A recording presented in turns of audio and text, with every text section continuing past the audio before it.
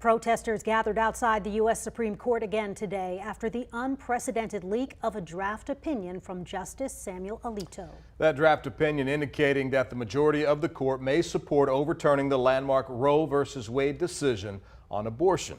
While we wait to see what the court's final decision will be, the leak has some congressional Democrats calling on their colleagues to pass legislation that preserves abortion rights if Roe goes away.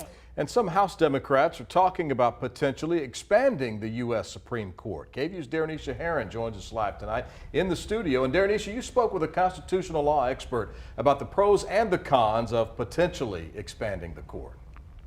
Quita, Brian, some Democrats were already calling for a court expansion before the leak, but now they're putting more pressure on President Biden because of it. Right now, the Supreme Court sits a 6-3 conservative majority.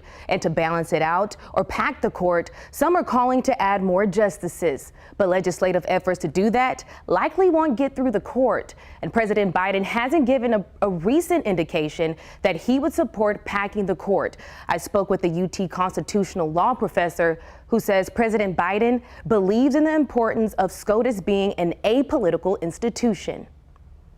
It might not be that today, but he believes in that. And the second reason is about the consequences for packing the court now. The Democratic Party will not always be in control of the Congress. Sometime it's going to be the Republican Party, and then they will just pack the court some more, and it's going to be tit for tat.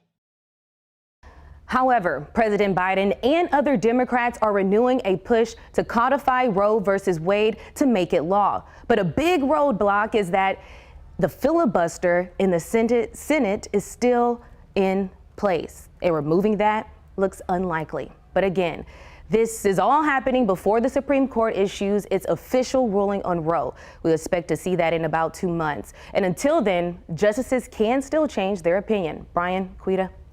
KVUE's Darrenisha Herron live for us in the studio tonight. Thank you, Darrenisha.